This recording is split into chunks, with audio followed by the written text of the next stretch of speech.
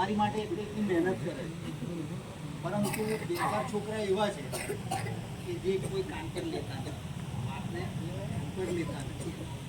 અત્યારે જે તમે કરી રહ્યા, અત્યારે તમે જેટલું શીખશો આગળ જઈને તમને જ કામ લાગવાનું. માટે કરી દરેક વિદ્યાર્થીને મારી નમ્ર વિનંતી છે કે જે સમયે સાહેબ આપણને કશું શીખવાડતા હોય ત્યારે આજુબાજુની કોઈ પણ વાત કરવી નહીં. તારી મારી એકબીજા જોડે ઝઘડા આ સ્કૂલની અંદર ના થાય.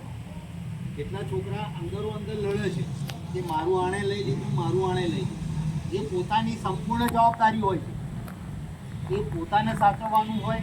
મારું આણે લઈ લીધું, કેવી રીતના લઈ લીધું, તમે કેવી રીતે મૂક્યું તો લઈ લીધું. એટલે આ ઝઘડા ના થવા જોઈએ. મારી પાસે 3 શિકાયત આવી છે કે અંદરો અંદર લડે છે, એટલે આ લડવાનું નહીં. બીજા નંબરમાં સાહેબ જે શીખાડે એના ઉપર કમ્પ્લીટ અત્યારે એને જોવાનું નથી, અહીં જે ત્યાં એને સાંભળ, એને મૂકી દે. આ તમારી મોટામાં મોટી ભૂલ છે. જ્યારે સાહેબ છે ત્યારે તમે તમારું લેસન બાકી હોય એ લખતા હોય.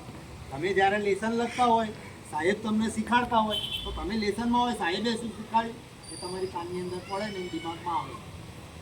એટલે લેસન ઘરેથી કરી લાવો, અહીંયા નહીં કરો. અહીંયા ફક્ત સાહેબ શું ભણાવે છે, શું લખાવે છે એના ઉપર જ માઇન્ડ આપો, તો જ તમે આગળ આવો. પછી ઘરનું લેસન અહીંયા કરશો અને અહીંયા સાહેબ ભણાવશે એ તમારા દિમાગમાં આવે નહીં. એટલે માટે કરીને જે કંઈ લેસન આપે એ ઘરેથી કરીને આવો, બરાબર છે? બીજું કશું કહેવું નથી.